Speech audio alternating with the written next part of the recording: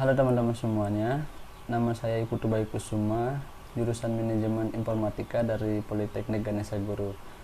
Nah, di sini saya akan menjelaskan apa itu modul jaringan. Nah, jaringan yang ditegaskan di sini itu adalah jaringan komputer. Nah, selain apa sih pengertian dari jaringan komputer itu? Nah, jaringan komputer itu adalah sebuah sistem yang menghasilkan media transmisi atau media komunikasi dengan cara menghubungkan dua atau lebih device. Nah, device yang dimaksud ini itu adalah device komputer.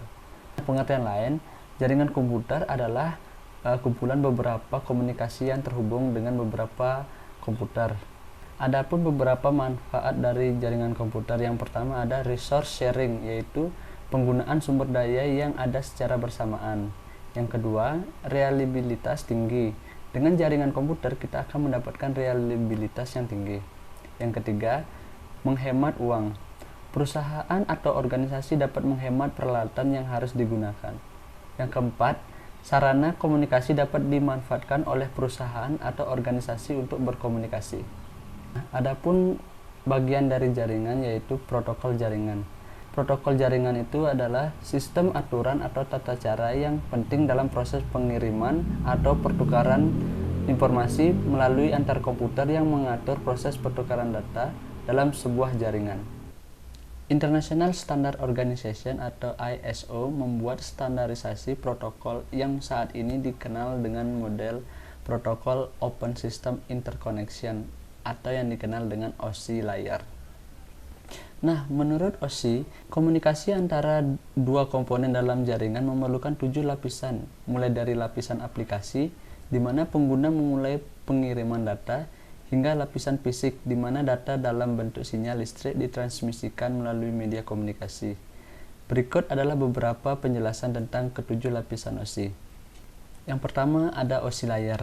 Nah, layer OSI ini paling berdekatan dengan end user. Layer ini bertanggung jawab atas pertukaran informasi antara program komputer seperti program email dan service lain yang jalan di jaringan seperti server printer atau aplikasi komputer lainnya. Nah, yang kedua ada presentation layer. Layer OSI ini bertanggung jawab dalam pengkodoan dan konversi data dari application layer. Presentation layer bertanggung jawab untuk memastikan semua data yang berasal dari application layer dapat dibaca pada sistem lainnya atau pada layar berikutnya.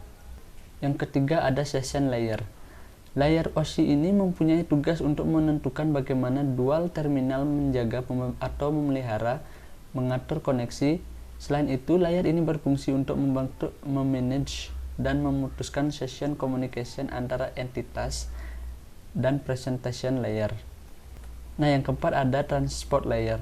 Layer OSI ini bertanggung jawab untuk membagi data menjadi segmen, menjaga koneksi logika antar terminal, dan menyediakan penanganan error. Yang kelima, network layer. Layer OSI ini bertanggung jawab untuk menentukan alamat jaringan, menentukan rute yang harus diambil selama perjalanan, dan menjaga antrian trafik di jaringan. Nah, yang keenam ada data link layer.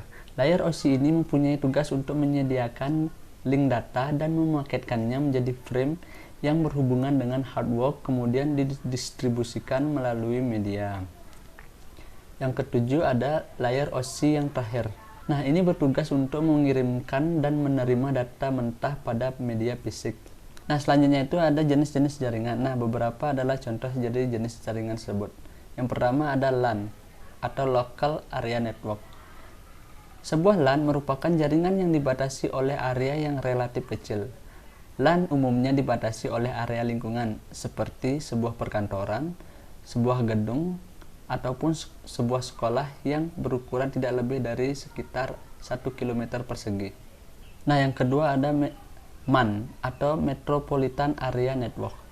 MAN dapat mencakup kantor-kantor perusahaan yang letaknya berdekatan atau juga sebuah kota dan dapat dimanfaatkan untuk keperluan pribadi atau swasta.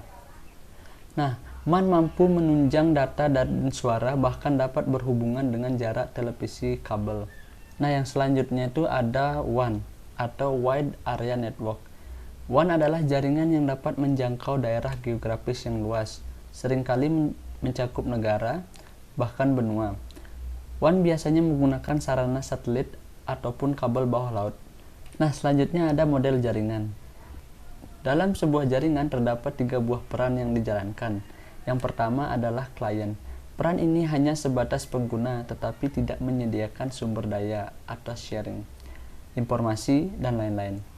Peran kedua ada sebagai peer, yaitu klien yang menyediakan sumber daya untuk dibagi kepada klien lain, sekaligus memakai sumber daya yang tersedia pada klien yang lainnya, atau peer-to-peer. Peran yang terakhir adalah sebagai server, yaitu menyediakan sumber daya secara maksimal untuk digunakan oleh klien, tetapi tidak memakai sumber daya yang disediakan oleh klien. Nah, selanjutnya saya akan menjelaskan beberapa model-model tersebut. Nah, selanjutnya itu ada model peer-to-peer. Peer artinya rekan sekerja atau klien. Setiap komputer di dalam jaringan peer mempunyai fungsi yang sama dan dapat berkomunikasi dengan komputer lainnya yang telah memberi izin. Secara sederhana, setiap komputer pada jaringan peer berfungsi sebagai klien dan server sekaligus. Jaringan peer digunakan sebagai kantor kecil dengan jumlah komputer sedikit, yaitu di bawah 10 workstation. Nah, yang kedua ada model klien atau server. Model ini memisahkan secara jelas antara server, yaitu yang dapat memberikan layanan jaringan, dan klien, yang hanya menerima layanan. Beberapa komputer diatur sebagai server yang memberikan segala sumber daya dari jaringan, seperti printer, modem, saluran, dan lain-lain, kepada komputer yang terkoneksi ke jaringan yang berfungsi sebagai klien. Agar server dan klien dapat berkomunikasi, server menggunakan aplikasi jaringan yang disebut dengan server program. Sementara itu, klien menggunakan klien program untuk berkomunikasi dengan server program pada server. Jaringan berbasis server atau klien server diartikan dengan adanya server di dalam sebuah jaringan yang menyediakan mekanisme pengamanan dan pengelolaan jaringan tersebut. Yang terakhir ada jaringan hybrid. Jaringan hybrid memiliki semua yang terdapat pada 2 tipe jaringan sebelumnya. Hal ini berarti pengguna dalam jaringan dapat mengakses sumber daya yang di-share oleh jaringan peer dan dapat memanfaatkan sumber daya yang disediakan oleh server pada waktu yang sama. Keuntungan jaringan hybrid ini adalah sama dengan keuntungan penggunaan jaringan berbasis server dan berbasis peer. Sementara hybrid memiliki kekurangan seperti pada jaringan berbasis server.